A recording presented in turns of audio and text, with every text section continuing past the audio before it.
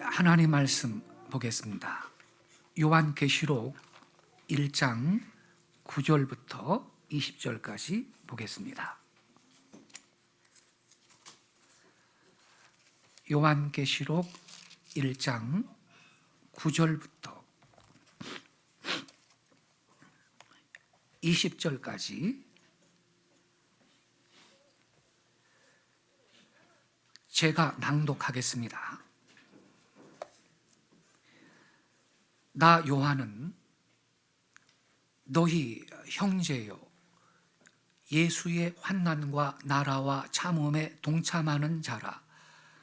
하나님의 말씀과 예수를 증언하였으므로 말미암아 밤모라 하는 섬에 있었더니 주의 날에 내가 성령에 감동되어 내 뒤에서 나는 나팔소리 같은 큰 음성을 들으니 이르되 내가 보는 것을 두루마리에 써서 에베소, 서머나, 버가모, 두아디라, 사데, 빌라델비아, 라오디게아 등 7교회에 보내라 하시기로 몸을 돌이켜 나에게 말한 음성을 알아보려고 돌이킬 때 7 금촛대를 보았는데 촛대 사이에 인자 같은 이가 발에 끌리는 옷을 입고 가슴에 금띠를 띠고 그의 머리와 털의 희기가 흰 양털 같고 눈 같으며 그의 눈은 불꽃 같고 그의 발은 풀무불에 단련한 빛난 주석 같고 그의 음성은 많은 물소리와 같으며 그의 오른손에 7 별이 있고 그의 입에서 좌우에 날선 검이 나오고 그 얼굴은 해가 힘있게 비치는 것 같더라.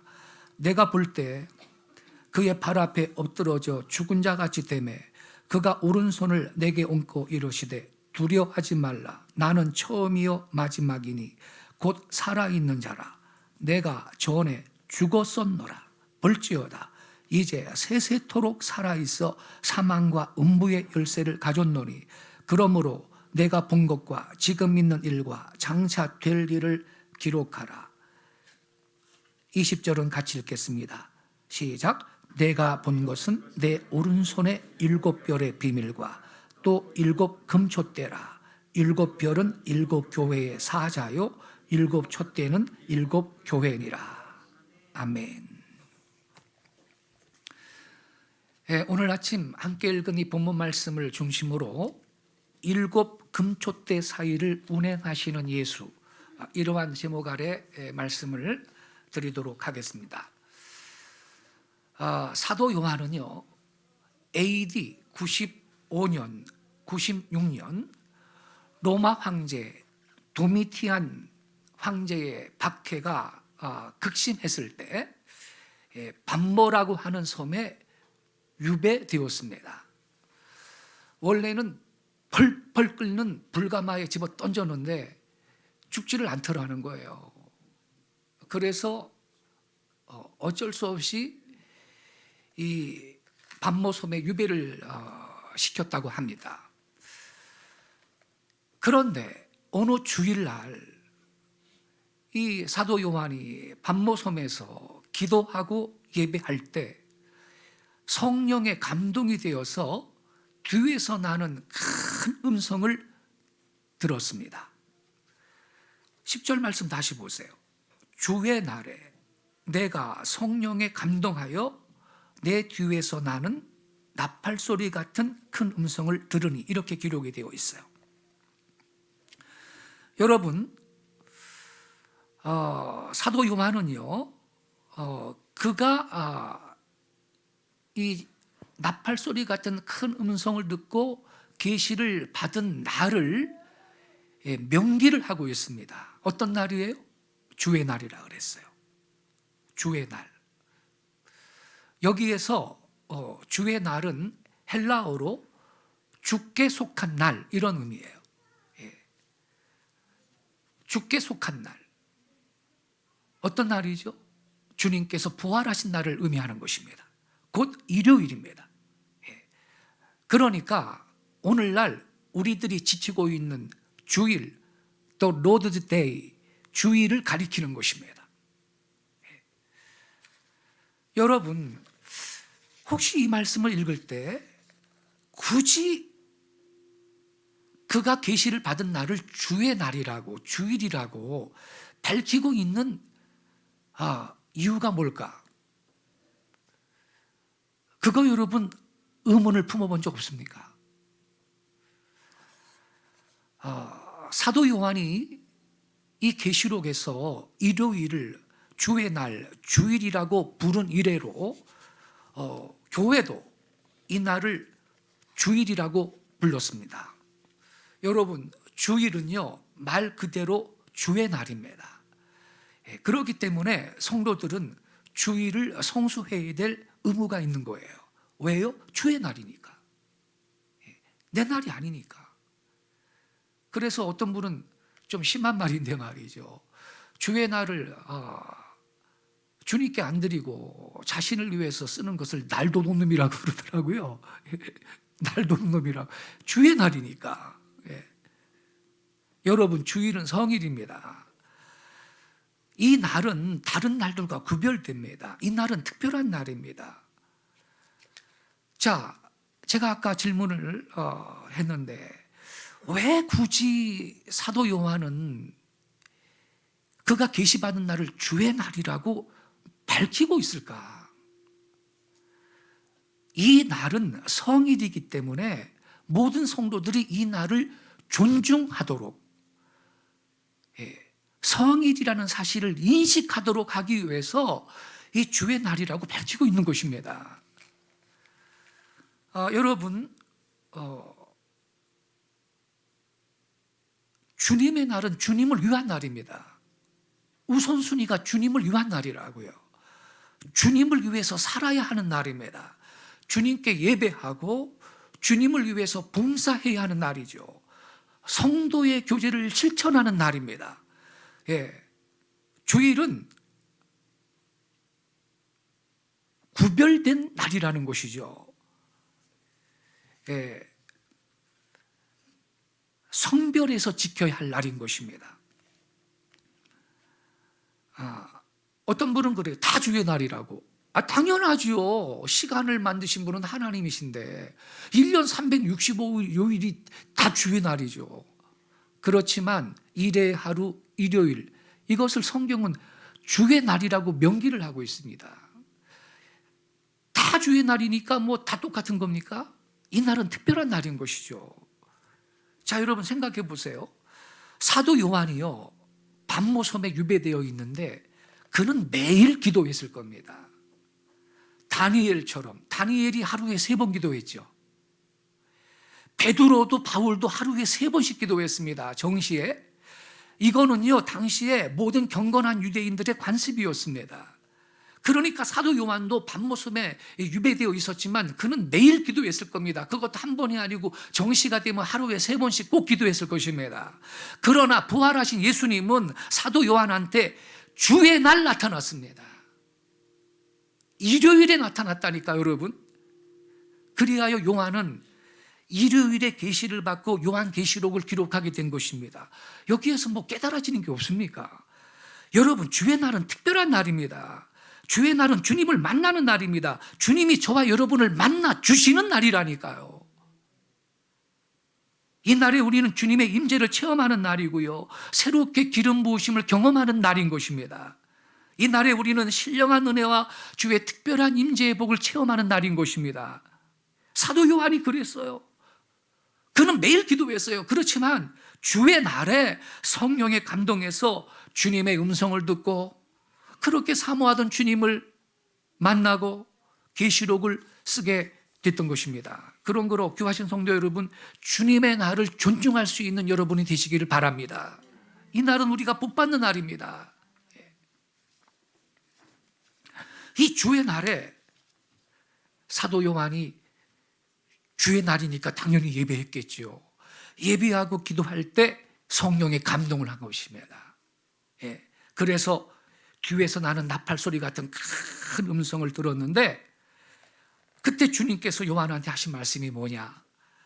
계시의 내용을 기록해서 소아시아에서 환난 가운데 있는 7교회, 곧 에베소, 서머나, 버가모, 두아디라, 사데, 빌라델비아, 라오디게아 교회에게 보내라, 그렇게 명하셨습니다. 그 음성을 알아보려고 몸을 돌이켰는데 그때 7 금 촛대가 보였고요, 그 촛대 사이에 인자 같은 이가 있었습니다. 이분이 누구죠? 부활하신 예수님이십니다.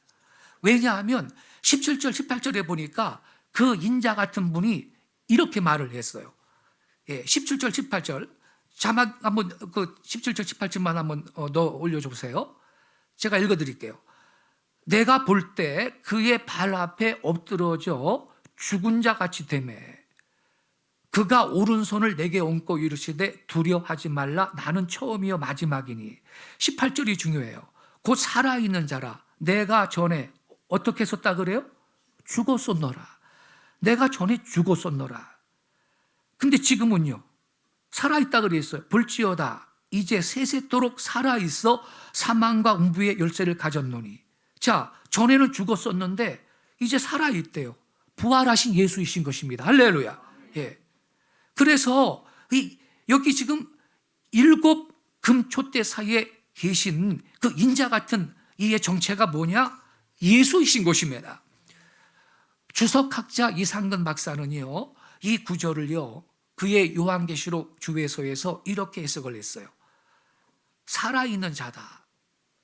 이것은 스스로 존재하는 자이시고, 여기 17절에 처음이요 마지막이라고 그랬잖아요. 처음이요 마지막이신 이분은 영원히 존재하시는 자이시다. 그리고 18절에 내가 전에 죽었었노라. 근데 이제는 세세토록 살아있다 그랬죠. 이걸 어떻게 해석했는지 아세요?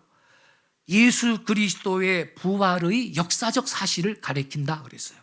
할렐루야. 그래서 여기 지금 인자 같은 분이 누구냐? 부활하신 예수님이신 것입니다. 그 예수님이 지금 주일날 예배하고 있던 사도 요한한테 지금 나타나신 것입니다.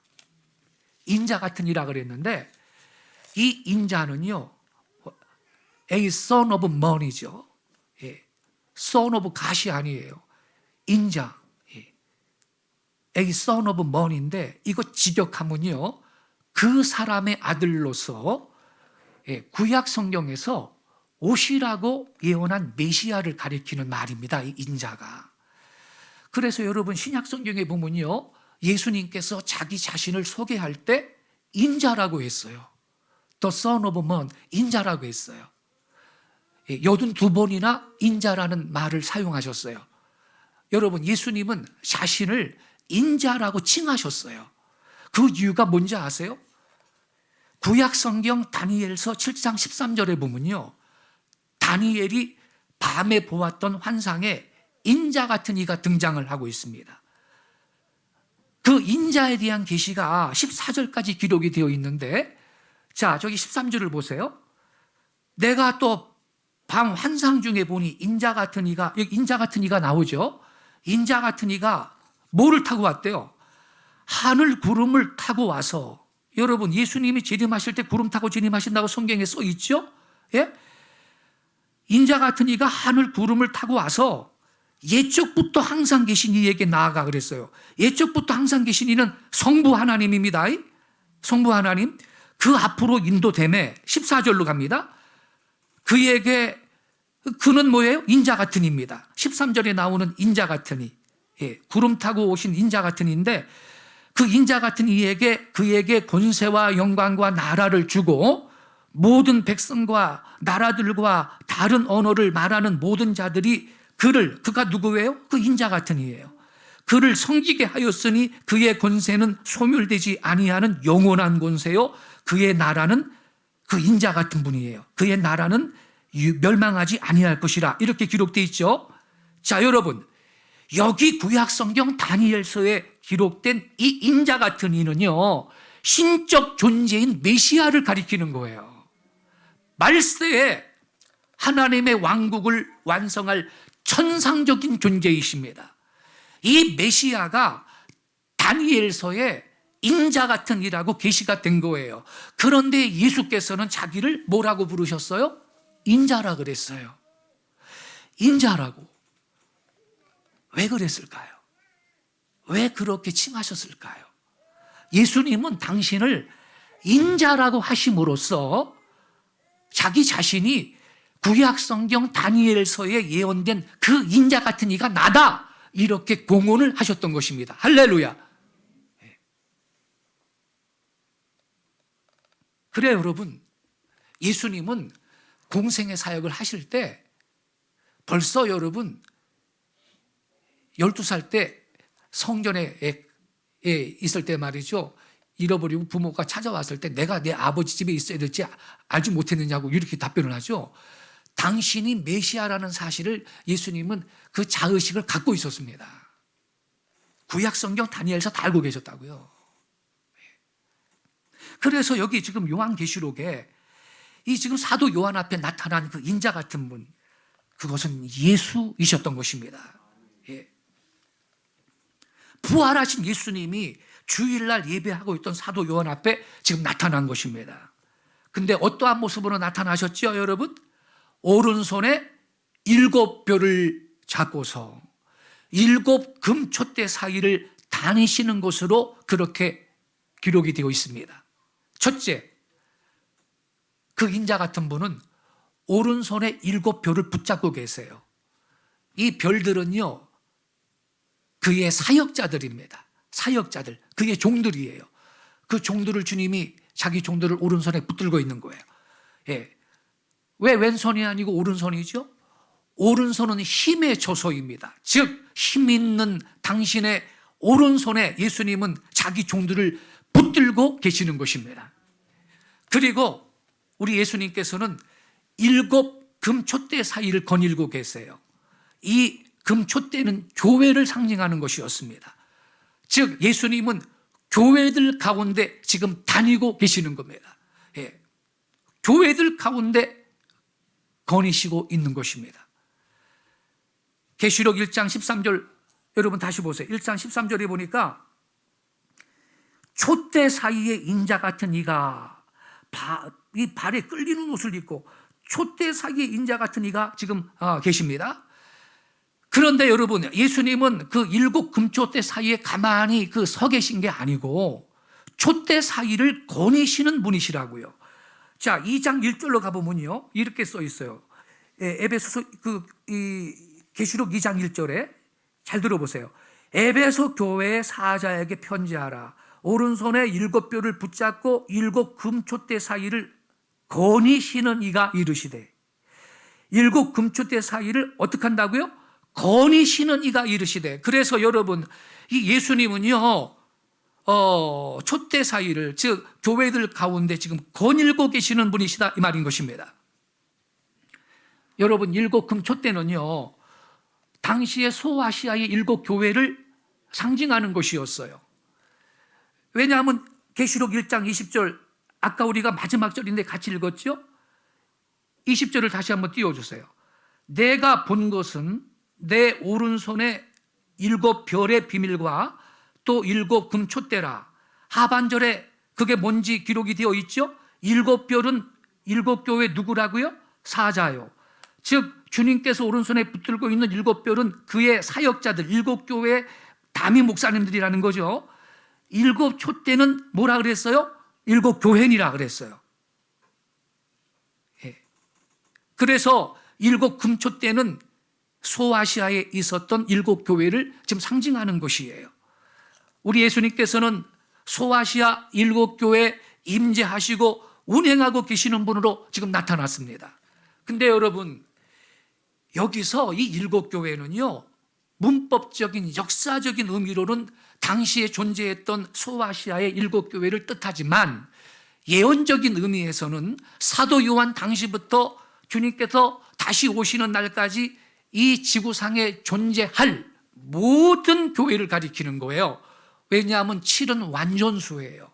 그래서 모든 교회를 대표하는 것입니다. 여러분, 그래서 깨달아야 됩니다. 지금 부활하시고 살아계신 예수님은요, 이 모든 교회들 가운데 거닐고 계시는 분이십니다.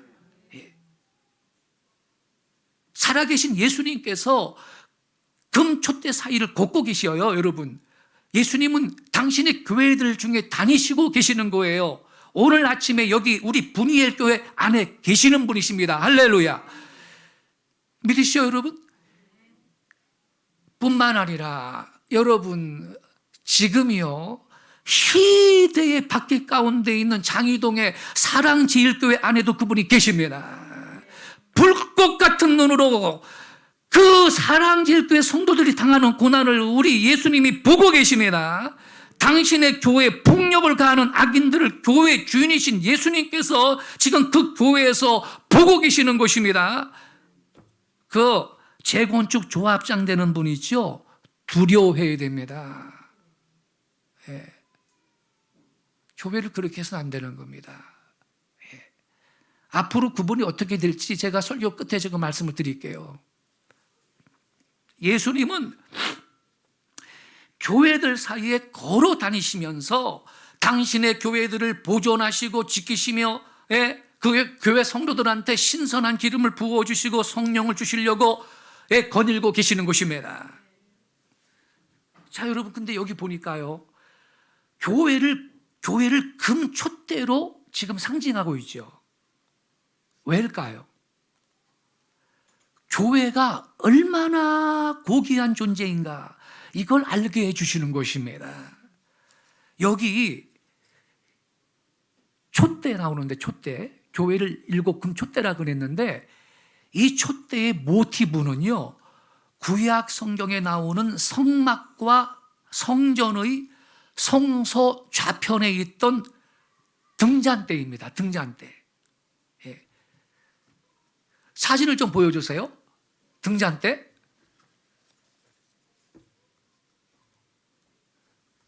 자, 저기 그 일곱 금촛대 보이죠? 저것이 모티브예요. 자, 먼저 그 성막을 한번 보여주시겠어요? 성막 그림부터 보죠. 저게 성막입니다. 예, 이스라엘 백성이 애굽에서 탈출해가지고 가나안 땅 들어갈 때까지 광야 생활을 했잖아요. 40년 동안. 항상 여러분 중앙에는 저 성막이, 예, 먼저 세워집니다. 레이지파 담당이요. 레이지파가 성막을 먼저 딱 치면 그 성막을 중심으로 동서남북 사방에 이 12지파니까 3지파씩 저렇게 텐트 치고 질서 정연하게 살았습니다. 항상 중앙에는 성막이 있고 성막을 중심으로 저렇게, 예, 생활을 했던 것입니다. 이게 무슨 뜻이라 그랬죠? 하나님 백성은 뭐 중심으로 살라? 성전 중심으로 살라. 믿으시기 바랍니다. 다른 그림도 보여주세요. 예. 저렇게 살았던 거예요. 항상 성막 중심으로. 예. 어느 날 구름기둥이 저 성막 지성소 위에 말이죠. 구름기둥이 솟아 있는데 붕 떠가지고서는 출발을 하면 그게 다 출발하라는 신호예요. 하나님이 앞서 가시는 거예요. 예. 구름기둥, 불기둥으로 인도하셨다 그랬죠. 그러면 전부 텐트 다 접고 말이죠. 짐 싸가지고 그냥 따라가는 거야. 예. 예. 그렇게 40년 동안, 예, 광야 생활을 했는데, 자, 처음에 보여줬던 사진. 저게 말이에요. 이 성막의 그 동쪽 문을 그 열고 들어가면요, 이 뜰이 나오고, 저 그림이 성소인데 성소는 두 구역으로 되어 있어요. 저 뒤쪽에, 예, 그 법궤가 보이죠? 법궤. 법궤의 그 앞에 그 천막이 가려져 있어요. 그래서 저 천막이 가려져 있는데 저기는 1년에 딱 한 번 대속죄일 날 대제사장만 들어갔다가 나오는 거예요. 거기에서 하나님 만나고 나오는 거예요. 저기 그 언약궤 법궤가 보이죠? 하나님이 저 법궤 위에 임재해 계셨다고요.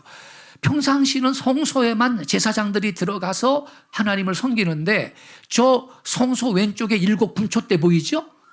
저 7 금촛대가 이 지금 계시록에 등장하는 7교회를 상징하는 금촛대의 모티브예요, 여러분. 자, 저 그림은 그대로 우선 놔두세요. 저기 보면요, 이 금촛대를 잘 보세요. 이 7 금잔이 있는, 이 등잔이 있는 금촛대인데 원판에서 가운데 이 줄기에 이어진 3가지가 좌우로 있죠. 좌우로 3가지가 있어가지고 모두 이 7가지가 있고요. 그 끝에 등잔이 있는 거예요. 예. 그래서 이 등잔대 때문에 이 천막으로 덮여 있거든요. 깜깜하거든요. 그때 무슨 뭐 전기불 있는 것도 아니고. 그래서 저 등잔대 때문에 이 성소 내부가 환하게 이 밝아질 수 있었고, 저 성소에서 이 제사장들이 활동을 할 수가 있었던 것입니다. 근데 저 등잔대는 순금으로 만들어졌고요. 그 순금의 무게가 한 달란트입니다. 한 달란트. 출애굽기 25장 39절에 보니까 이렇게 써 있어요. 등잔대와 이 모든 기구를 순금 한 달란트로 만들되. 순금 한 달란트. 근데 한 달란트는 34kg인데 1kg짜리 이 골드바 34개 분량입니다. 골드바 1kg짜리를 현시가로 2천만 원으로 본다면요, 34개는 6억 8천만 원은 어치 값어치가 되는데 약 7억 원 가치가 되는 거죠. 그리고 제조 과정도요, 부어서 만들지 않고 손으로 쳐서 만들었습니다. 저거를. 출애굽기 25장 31절에 보니까 너는 순금으로 등잔대를 쳐 만들되, 이렇게 기록되어 있어요. 순금으로 뭐 주조해서 만든 게 아니고 단조를 했다는 겁니다. 형틀을 만들어가지고 순금을 막 녹여 부어서 만든 게 아니고 원판과 줄기와 가지와 꽃과 꽃 받침과 등잔을 각기 망치로 두들겨 펴가지고 만든 다음에 서로 연결했다 이 말입니다. 저 등잔대가 완전한 수제품이에요. 그러니 가치가 더욱 큰 겁니다, 여러분. 물질적 가치도 대단하지만 쓰임새도 존귀했어요. 아까 말씀드렸듯이 7 등잔이 어두운 성소를 환히 밝혀주었기 때문에 제사장들이 맞은편에 있는 떡상에 떡을 올려놓는 일, 또 안쪽에 있는 분향단에 이 분향을 할 수가 있었던 것입니다. 등잔대가 없으면 제사장들이 성소에서 사역을 할 수가 없어요. 즉 성소의 7 등잔은요, 존재나 사역에 있어서 모두 존귀한 가치를 갖고 있다라는 거죠. 그렇기 때문에 이 요한계시록의 교회를 금촛대로 보여주신 것은 주 예수의 교회가 아주 고귀한 존재라는 사실을 보여주고 있는 것입니다. 아멘이시죠, 여러분? 근데 여러분, 계시록 2장 3장을 보세요. 7 교회가 나오는데 그 내용을 보면요, 칭찬받은 교회도 있지만 칭찬받지 못하고 책망만 심하게 받은 교회도 있잖아요. 라오디게아 같은 교회. 신앙이 미지근한 교회도 있고, 생명력을 잃은 교회도 있었고, 에베소 교회는 처음 사랑을 잃어버렸다고 책망도 받았고, 심지어는 우상의 제물을 먹고 음행을 하게 하는 이단의 교훈을 받아들인 교회들도 있었거든요. 교회도. 그래서 우리 예수님이 회개하지 않으면 입에 검으로 싸우거나 묘술 침상에 던지거나 촛대를 옮기겠다고 한 교회도 있어요. 그럼에도 불구하고 금촛대라고 했어요. 교회들이 부족함이 있었지만 하나님은 여전히 고귀한 존재로 보고 계시는 것입니다. 왜? 그것은요, 주께서 피로 사신 하나님의 교회이기 때문입니다. 하나님의 이름과 영광이 있는 곳이기 때문이에요. 하나님 말씀이 선포되고 있기 때문이십니다. 예수 그리스도를 믿음으로 구원받은 성도들이 유기적인 공동체를 이루어 하나님의 나라를 이루고 있기 때문입니다. 죄인들한테 복음을 전해서 잃어버린 영혼들을 구원하는 구원의 방주이기 때문입니다. 소외당하고 있고 고통당하는 자들에게 말씀을 전해서 위로와 소망을 얻고 새로운 삶을 살 수 있도록 하는 곳이기 때문인 것입니다. 오늘날에도 여러분, 세상에 완전한 교회는 없어요.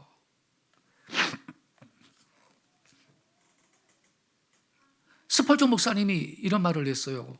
어떤 청년이 자기한테 와가지고, 목사님, 교회들이 썩었어요. 그 완전한 교회 좀 소개 좀 해주세요. 그랬더니 그래, 소개해 줄게. 여기서 몇 킬로 가면 있잖아, 거기 완전한 교회 있다. 네가 찾는 교회가 거기 있어. 나 그 교회 가야지. 그랬더니 뭐라 그런지 알아요? 근데 너는 거기 가지 마라. 왜요? 네가 가는 동안 그 교회 완전하면 깨진다. 그래서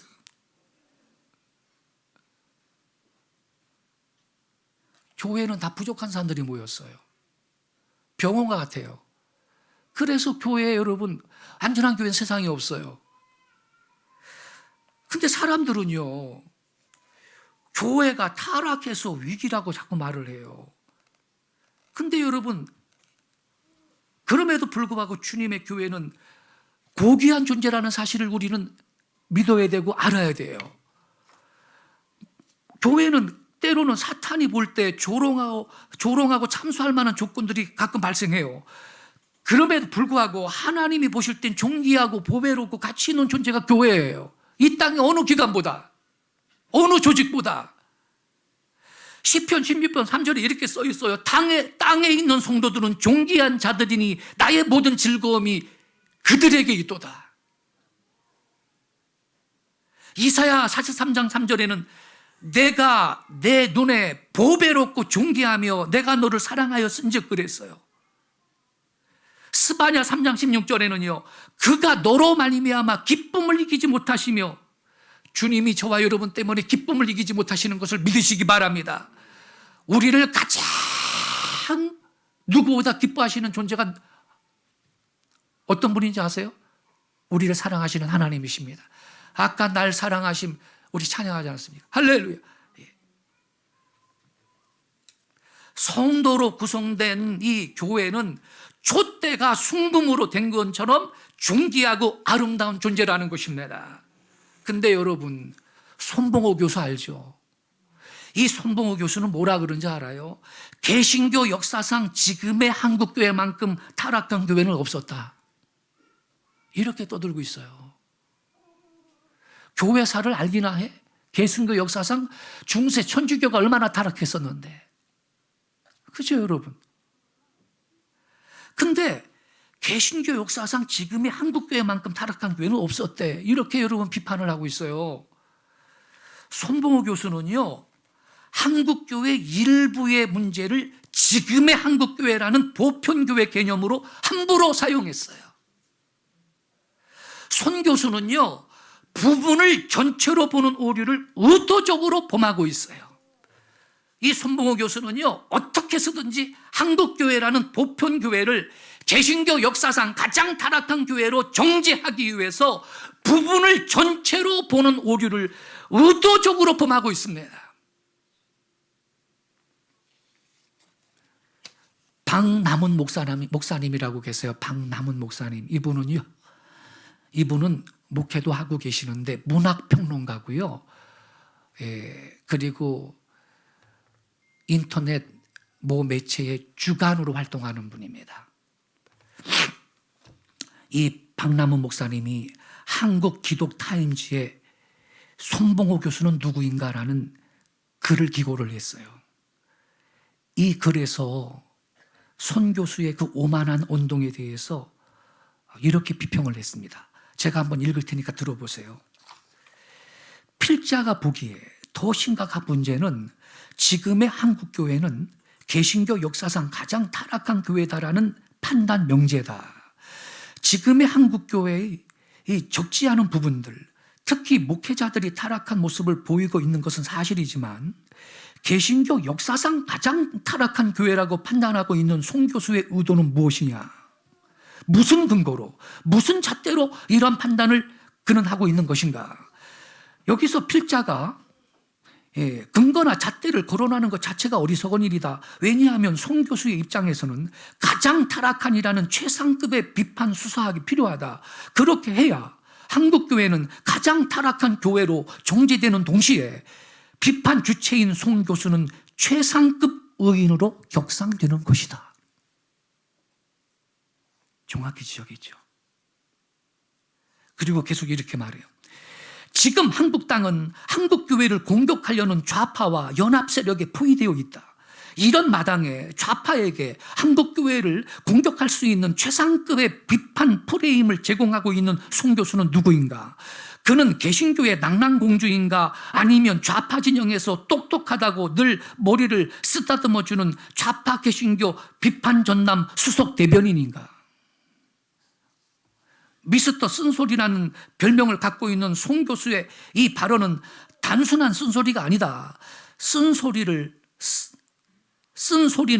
사랑을 전제로 한다. 그러나 그의 발언에는 사랑이 없다.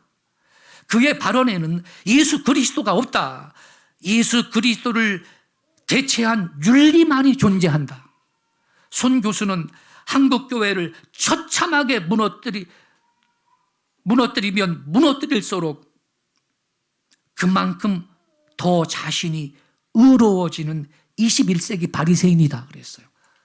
정확하게 지적하신 겁니다. 네. 그리고 결론적으로 이렇게 지적을 했습니다. 한국교회는 지금과 같은 교회와 좌파의 대립구도 속에서 이 좌파 쪽에서 교회를 마음껏 공격하고 조롱할 수 있는 프레임을 제공하고 있는 송 교수의 행각과 발언을 엄중하게 재평가해야 한다. 그가 한국교회의 윤리 교사인지 파괴자인지를 냉철하게 재해석해야 할 필요가 있다. 한국교회를 위해, 다음 세대의 신자들을 위해 한국교회는 송 교수를 재평가해야 한다. 그는 한국교회의 윤리교사가 아니다. 바리새적 교회 파괴자다 그랬어요. 맞는 말이에요. 이분은요, 애국운동하는 목사들을 누구보다 앞장서서 비판했고요. 정부가 말이죠, 이 우한폐렴이 확산될 때 한국 교회에다가 그걸 덮어 씌워가지고 희생양으로 만들고 비난할 때, 온 언론이 말이죠, 선동을 할 때 뉴스 인터뷰에 나와가지고 한국 교회가 잘못했다고 그랬어요. 너무 잘못하는 거 했다고.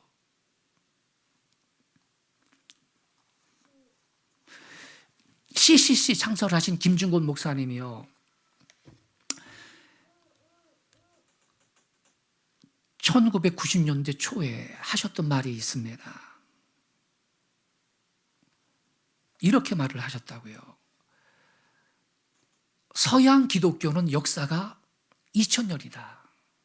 서양 기독교는 역사가 2000년이다. 한국 기독교는 이제 성교 100주년이다. 100년 역사다. 그러니까 서양 기독교는 20살 청년이면요, 한국 기독교는 지금 돌진한 거예요, 막. 이렇게 말을 하면서, 그렇기 때문에 한국교회 미숙함이 있다. 한 살인데 미숙함이 있다.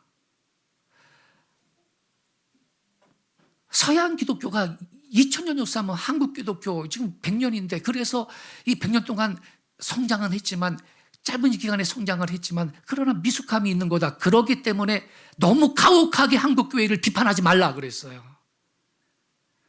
저는 이 김준건 목사님이 한국교회를 정말 애정을 갖고 사랑하는 참된 종이라고 저는 믿습니다. 그렇잖아요, 여러분? 근데 손봉호 교수 하는 언동 좀 보세요. 무슨 개신교 역사상입니까, 여러분? 아니, 미국 교회는 타락한 목사가 없는가? 그래서 바리새적 교회 파괴자라는 말을 듣는 거예요. 그런데 이종윤 교수가 이 송 교수의 언동을 듣고요, 페이스북에다가 이런 글을 올려놨어요. 손봉호 교수님, 맞습니다. 한국교회가 개신교 역사상 가장 타락했습니다. 교수님이 이끄시는 성서한국의 사역 덕분에 수많은 기독교인을 학살한 공산주의를 교회에서 떳떳하게 복음보다 우선하여 가르칠 수 있게 되었습니다. 북한의 교우들을 억압하고 학살하는 김정은 정권을 양심의 가책 없이 지지할 수도 있게 되었습니다. 교회에서 창조질서와 창조주를 조롱하는 왜곡된 페미니즘과 젠더 이데올로기를 인권이라고 가르칠 수 있게 됐습니다. 왜냐하면 이쪽 사람들은요, 이거 있죠, 비판하는 적이 없어요.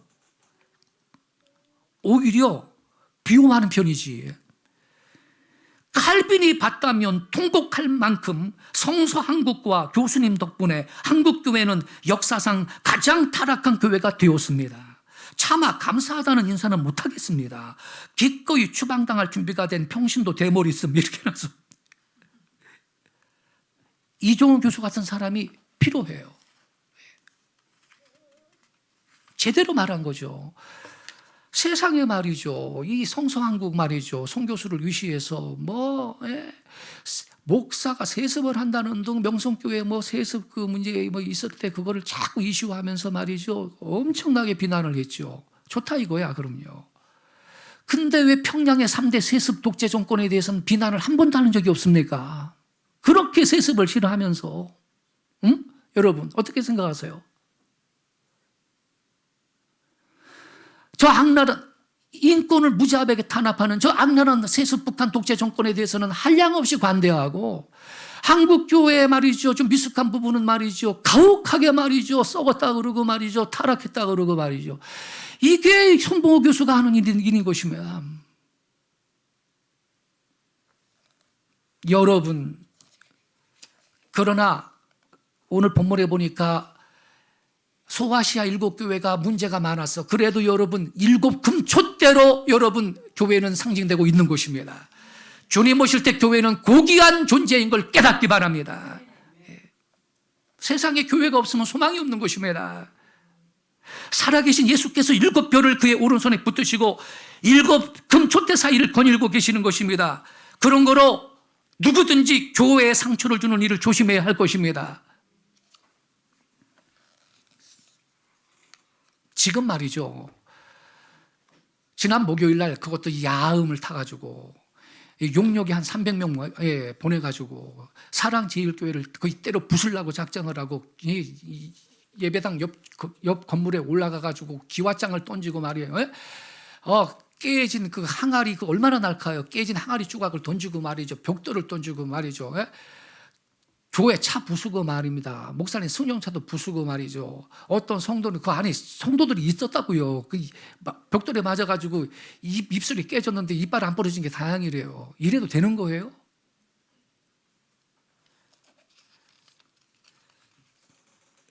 그 조합장 있잖아요. 주의해야 할 겁니다.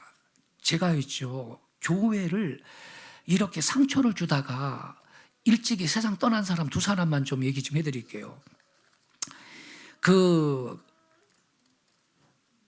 경상남도에 진주 순복음 교회가 있어요. 순복음 진주 초대교회입니다. 이름이. 담임 목사님이 이경은 목사님인데 여성분인데요. 2007년도에 봄에 건축을 시작해가지고 2008년 11월 달에 입당을 했는데, 이분이 이경은 목사의 아스팔트에 핀 부흥의 꽃, 이러한 제목으로 간증을 이 국민일보에 실었어요. 근데 여기에 성전 건축할 때 그 일화가 자세하게 있는데, 성전 건축 방해하다가 일찍 세상 떠난 사람에 대한 이야기가 있어요. 한번 제가 읽어드릴 테니까 들어보세요. 성전 건축을 하면서 어찌 좋은 일만 있겠는가. 건축이 시작되면서 교회로 찾아와 항의하며 방해하는 주민들이 있었다. 보소, 하루 이틀도 아니고 이놈의 레미콘이랑 굴착기 소리 때문에 못 살겠소. 우리 집 갓난애가 이 소리 때문에 경기가 들려서 잠도 못 잔다 아닙니까? 당시 교회 바로 옆에는 기찻길이 있어서 하루에도 몇 번씩 기차가 오가고 있었다. 기차가 지나가면 그 소리에 집이 들썩일 정도라는 것을 알기에 우리 성도들은 헛웃음을 지을 수밖에 없었다. 아이고, 굴착기 소리에 경기가 들면 여태 지나다니는 기차 소리에는 우째 경기가 안 들었는지 모르겠다. 성도들이 다 그렇게 말했대요. 그런가 하면 또 어떤 사람은 레미콘 차량이 드나드는 공사장 입구에 자리를 깔고 들어눕기도 했다. 교회는 절대로 안 된대. 내 죽기 전에는 절대로 못 들어간대. 경상도에 경상도, 여기 지금 진주에 진주. 그렇게 방해를 하던 사람이 어느 날부터인가 보이지 않았다. 그러더니 들려오는 소리가 있었다. 안타까운 사건이었다. 목사님, 자기 죽기 전에는 절대로 못 들어간다 하던 그분이 갑자기 심장마비로 돌아가셨다고 합니다. 이거 봐요. 그렇게 드러나가지고 레미콘 못 들어간다 그러고 예배당 건축하는 거 방해하고 심장마비로 갑자기 죽었다는 거예요. 이 목사님이 간증을 이렇게 해놨어요. 하나님의 간섭하심이 두려웠던 순간이었다. 그 소문 때문인지 이후로는 망경동 주민 중 그 누구도 방해하지 않았다. 하나 더 소개해 드릴게요. 총신대학 신학대학 원장하신 정성구 박사님이 교회에 상처를 내지 말라, 이러한 제목으로 크리스천 투데이라는 이 인터넷 매체에 글을 기고를 했어요. 최근에요. 제가 읽어드릴게요. 일찍이 미국 칼빈 신학교 교수였던 R.B. 카이퍼 박사는 그의 저서에서 교회에 상처를 내는 것은 곧 그리스도의 몸에 상처를 내는 것이다라고 했다. 그런데 교회에 상처를 내는 것은 목사가 될 수도 있고 교회의 직분자들이 될 수도 있다. 하지만 역사적으로 교회에 상처를 주는 것은 정부의 공권력과 독재자가 교회에 상처를 주는 일도 많았다. 예컨대 로마에서부터 러시아, 중국, 북한 등 많은 공산주의 독재 국가가 종교를 아편으로 매도하고 독재 정권과 사회주의 정권에 반대하는 이 목사와 지도자를 투옥하고 죽이고 종신형을 살게 했다. 그래서 순교하신 분들은 수도 없이 많았다. 하나님의 교회에 상처를 내는 것은 곧 교회의 머리가 되시는 예수 그리스도에게 상처를 입히는 것이 된다. 그런데 주님의 교회에 상처를 내는 자는 반드시 하나님의 심판이 있음을 알아야 한다. 그것이 목사가 되었든 장로가 되었든 집사가 되었든 정부의 관리가 되었든 간에 반드시 하나님의 진노가 있었다. 이에 관해 내 개인적인 체험을 하나 말하고 싶다. 1967년 나는 농촌에 개척교회를 심호하고 있었다. 나는 그 당시 열악한 농촌 환경과 호술한 예배당에서 목회를 했었다. 농촌은 대개 그 마을에 땅 부자가 있었고 집들은 지주의 땅을 빌려서 집을 짓고 1년에 한 번씩 토지세를 바치는 격이었다. 우리 교회도 그랬다. 그런데 내가 그날 결혼 주례를 하고 있었는데 입구가 좁아서 교회에 들어오는 하객의 차가 그가 일구어 놓은 채소 몇 포기를 망가뜨렸다. 채소 몇 포기래요. 예. 몇 포기입니다. 몇 포기. 수십 포기가 아니고. 화가 난 그 동네 지주가 우르르 달려와서 교회에 딸린 조그마한 시설물을 지게 작대기로 후려 때리면서 하는 말이 이놈의 것을 오는 3월 1일까지 철거를 안 하면 교회를 부숴버리겠다라고 고함을 치는 것이다. 그때가 11월 말이었다. 그가 3월 1일자를 철거 날짜로 못 박은 것은 당시 정부 시책이 불량 건물을 그때까지 철거 안 하면 부숴버린다는 시책이 있었다. 그래서 그는 주님의 몸된 교회 시설물을 지게 작대기로 때리면서 부숴버리겠다고 조주했던 것이다. 그런데 웬일인지 그날부터 무슨 병인지는 잘 몰라도 그는 창자가 썩어가기 시작했다. 헤롯이 창자가 썩어 죽었는데 그 꼴이네. 그는 서울의 큰 병원에서 몇 달을 치료하다가 가망이 없자 집으로 오는 택시 안에서 운명했다. 그날이 3월 1일이었다. 날짜까지 정확하네. 3월 1일까지 철거 안 하면 뭐 부숴버리겠다 그러더니 그날이 3월 1일이었대요. 이 사실을 그 마을 사람들이 다 알게 되고 모든 이들이 하나님의 살아계신 것을 알고 두려워하게 되었다. 그 사건 이후로 믿는 자들이 많아져 교회는 부흥되었고 교회당을 지어 헌당하기에 이르렀다. 이것은 내가 겪은 간증거리지만 지난 53년 동안 설교에서나 글에서나 한 번도 말한 일이 없었지만 오늘 비로소 공개하게 되었다. 오늘날처럼 목사들이 장로들이 성도들이 불신 정부의 지도자들이 모두가 그리스도의 몸된 교회에 상처를 주고 있는 이때 지금도 하나님은 살아계시고 여기에서 오늘 본문 말씀을 인용을 하셨어요. 오른손에 있는 7뼈를 잡고 7 금촛대 사이를 거니시는 주 예수 그리스도가 계심을 알았으면 한다. 결론이 뭐냐? 주님의 교회 상처 내지 마라. 하나님의 심판이 두렵다. 여러분 보세요. 주님께서 7뼈를 그의 손에 붙들고 7 금촛대 사이 교회 사리를 좀 거닐고 계십니다. 우리 주님이 여기에도 지금 계시고요. 지금 있잖아요. 지붕 다 깨지고 말이죠. 예. 자동차 깨지고 그런 이 사랑제일교회에도 지금 주님이 거기 계십니다. 할렐루야. 사랑제일교회 성도님들 위로를 받으세요. 하나님이 지난 목요일 날 야음에 타가지고 교회를 그렇게 강제 철거를 하려고 불법 철거지요. 그런 식으로 하는 게 아니거든. 그거 하나님이 예수님이 다 보고 계셨습니다. 그 재건축 조합장 두려워해야 됩니다. 나 같으면 그 짓 안 해요. 뭐 일찍 죽을 일이 있나? 예? 그 사람이 있잖아요. 빨리 회개해야 됩니다. 하나님이 눈에 안 보이니까 이 악인들이 말이죠. 어떻게 하나님 교회를 말입니다. 그 위에 윗선, 배후에 있는 윗선 다 하나님이 다루실 겁니다.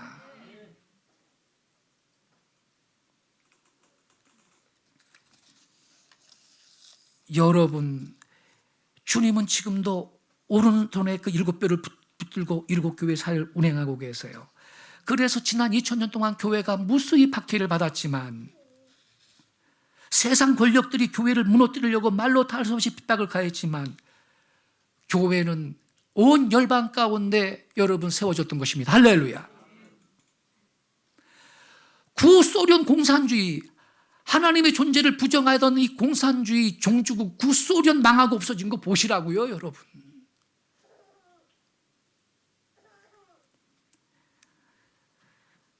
그래, 여러분, 하나님께서 다루실 거예요. 내년에 교회를 탄압하는 이 문재인 정부를 하나님께서 한번 흔드실 겁니다.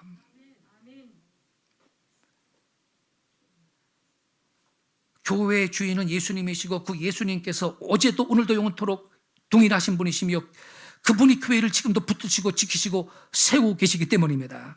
마태복음 16장 18절에 예수님 이렇게 말씀하셨어요. 내가 내게 이르노니 너는 베드로라. 내가 이 반석에 내 교회를 세우리니 음부의 권세가 이기지 못하리라. 내 교회라 그랬어요. 교회는 주 예수의 교회예요. 교회의 머리는 주님이십니다. 세상 권력자가 아닌 것입니다. 착각하지 말아야 됩니다, 그들이. 무슨 교회에 무슨 비치형 성경책 찬송가를 무슨 갖다 놓지 말라는 등 말이죠. 지나치게 간섭을 하고 말이죠. 예? 그거 공룡 비치형 놓으면 무슨 그게 감염될 위험이 있다고. 그럼 지하철에 그 손잡이는 다 잘라버려야 되겠네. 그건 수많은 사람들이 그거 갖고 다니는데. 되는 소리를 해야죠, 여러분. 예수님께서 교회를 붙드시고 다스리기 때문에 결국 교회는 승리할 것입니다. 피눈물을 흘리는 사랑제일교회 성도들을 여러분 위해서 기도해 주세요. 하나님께서 당신의 교회를 지키실 줄로 믿습니다. 기도하겠습니다. 아버지 하나님, 주의 말씀은 내 발의 등이요 내 길의 빛이나이다. 우리가 하나님의 말씀에 주의할 때 우리는 길을 잃지 아니하고 하나님의 목적을 위해서 언제나 바로 쓰임받는 영광에 살게 될 줄로 믿습니다. 주님, 교회의 주인은 예수님이시고 부활하신 주님께서 오른손에 7뼈를 붙들고 지금도 당신의 피로 사신 교회들 사이를 거닐고 계시는 이 사실을 우리가 알 때, 주여, 세상 권세는 무너지는 일이 있어도 주님의 교회는 영원할 줄로 믿습니다. 박해와 고난 가운데 있는 사랑제일교회를 성령 하나님 위로해 주시고 주 예수님 지켜주시고 이 상황을 역전시켜 주시고 그 교회를 더욱 아름답게 귀하게 예수님 재림하시는 그날까지 사용하여 주시옵소서. 올해 분이엘 교회 또한 세상의 등불이 되고 민족의 소망을 제시하고 그리스도의 몸된 교회들을 세우는 하나님이 찾으시는 참된 교회로 주님 지키시고 세워주시고 사용하여 주시옵소서. 귀하신 성도 여러분, 주님께서는 이 말씀에 우리 모두가 공손한 마음으로 아멘 반응하기를 원하십니다. 예, 주님, 저는 교회를 세우겠습니다. 그리스도의 몸을 세우겠습니다.